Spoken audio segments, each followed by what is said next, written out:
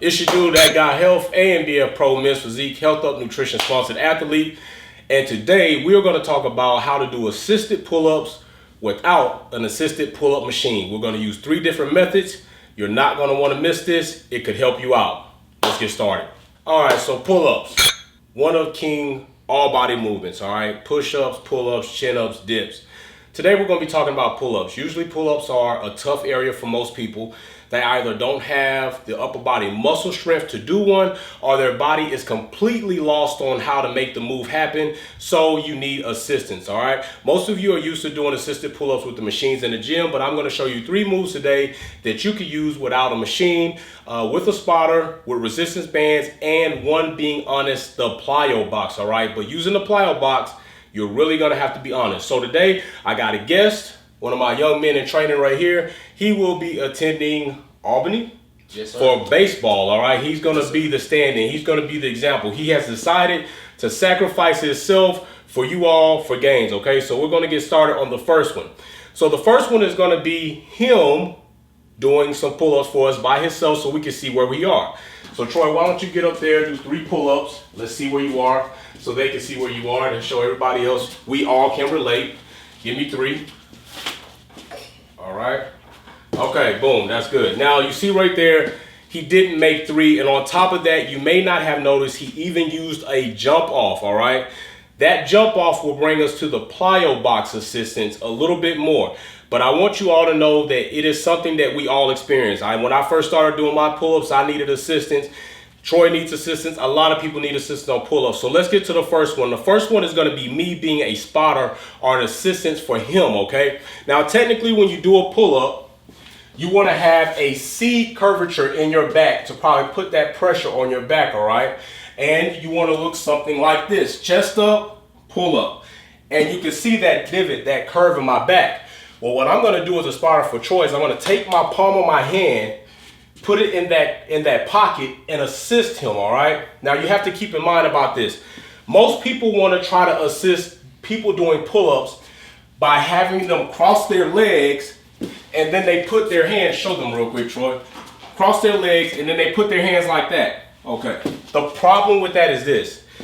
If you're already assisting somebody doing pull-ups, they probably don't have the upper body strength. So if you're spotting like that, what happens if they lose their grip? They're going to face plant, or worse, okay? So we don't want to spot like that. That's why we use palm of the hand, upper portion of the back, push him up. So go ahead and get up there. Let's see if we can get you 3, all right? Put your chest up, curvature in that back, and let's go. There we go. Boom. He got 3, all right? That's the proper way if you're going to be a spotter for pull-ups. Now, you see the first time he didn't make 2. With that, he got 3. Now, something also that you'll have to keep in mind, being the spotter, is how much of your routine or energy do you want to sacrifice to be a spotter? That does take quite a bit of energy after time, okay? Because you will be doing probably around 45, if not more, % of the thrust to get that person up there. With Troy, I wasn't doing that much. I might have been using 25% or about that. And that's something to keep in mind with our other alternative when it comes to resistance bands. If I feel like it was about 25%, I'm going to try to find a band that falls in 25% range according to Troy's weight. The next thing is the plyo box. Now, the plyo box is going to require you to be honest, okay? I won't be the spotter, but what you will do is set the plyo box up about like so.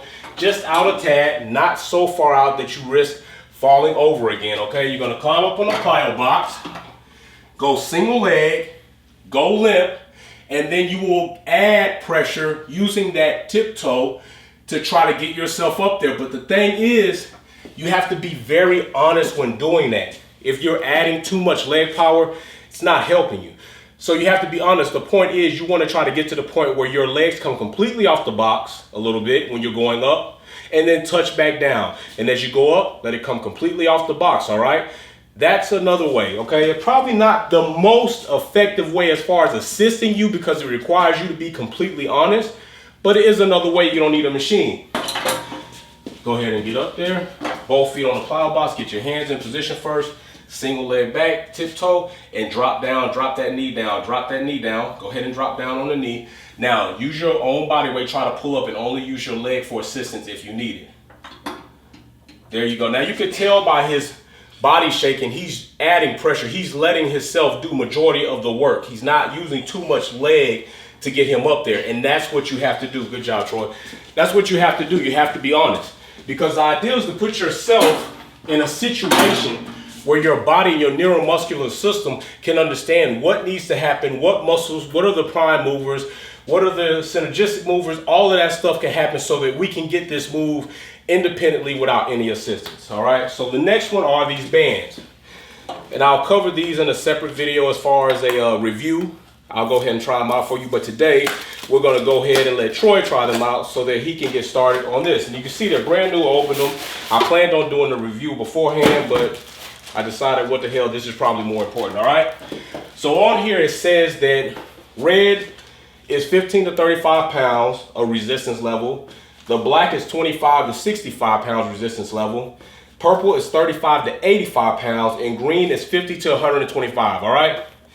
We don't want to just climb straight up to green. We want to probably be somewhere, I'm going to go ahead and start Troy off. I'm going to give him a little bit of credit. I'm going to go ahead and start him off with the least amount of resistance, all right? We're going to start off with the red. Now, something to remember with these resistance bands, it's not a good idea to use them for toys, all right? Rule is over 250% of their elasticity will probably put you in a dangerous range for them to probably break, all right? They will break on you. So as you see here, pretty long band, all right? What we're gonna do is we're gonna put it up there in between the pull-up station, do a little slip knot, drop it down, he'll put his foot in it, all right? So, like so, take this, boom. Now what I will do is I will pull this down for Troy. He'll put his foot in it, then he'll go ahead and get in the pull-up position, all right? So go ahead and get in the pull-up position. Put the whatever foot you want up. Right there in the middle of the shoe area. I'll step out of the way. Now go ahead and press down and let your feet off the ground and start doing the pull-up. Boom, okay, so right there, probably not enough resistance for him. So right there, we'll go ahead and we'll climb up. So red is not enough. And remember, red is 15 to 35 pounds. So now we'll go up to the next one, which was black. And that is 25 to 65 pounds. And the reason I like doing this, open them up brand new in front of you all, is because you kind of get a sense for what you're going to experience when you open them up. We don't want this to be like a fresh run and it's been done 100 times. We want you to kind of see what the process is when you get your first bands and you've never used them, all right? That's the idea, give you an actual accountable experience. So we'll do the same thing, put these up here, boom. I'll pull it down for him. I can feel a little bit more resistance in there. He'll get that in. Press that, keep that leg straight. When you get ready to go up, bend that one up and let's do a pull-up. Let's go. All right, let's try to get 3. Okay, boom. So, all right, even with the black, he can't get a complete 3. And I think you need to at least be able to get 3 to start somewhere, okay? So, next one we're gonna go to is purple. That's 35 to 85 pound resistance. All right, so let's see what that looks like for Troy. Same process, the band, little slip knot, pull it through. You definitely want to have it in the center. Now pull it down for him and he'll put his foot in. All right, press that leg down and go ahead and try to do a pull-up, Troy. See if you can get 3. Boom, boom, boom. Okay. All right, so I would say purple is probably the range he wants to start with. And you all may look and say, well, it looks like he got 3, but it looked a little rough, but he did get them. But the point is this, what you're not taking into account is the fact that we didn't put a proper rest period in there for Troy. Technically, I would have let him sit for probably about 60 to 90 seconds, maybe a little bit more for muscle recovery because he's just getting into this. Let him kind of get to a 50, 60% recovery and then go back at it again. So without any real recovery, besides for me getting the band and putting it up there, that pretty much was good, all right? So purple's gonna be good for him at 35 to 85 pounds. Troy, how much do you weigh? About 225. He's 225, all right? So there, take the 225, take the purple band, find out what that percentage is. If your situation's like Troy, weight-wise, you might want to start with the purple. If you're a little bit stronger up top, maybe start back with the black. But either way it goes, you have a good 3 options to give you help with doing pull-ups on your own or with the spotter, but definitely without the machine, okay? Some people don't like being attached to the machine because they feel like it's doing too much work for me.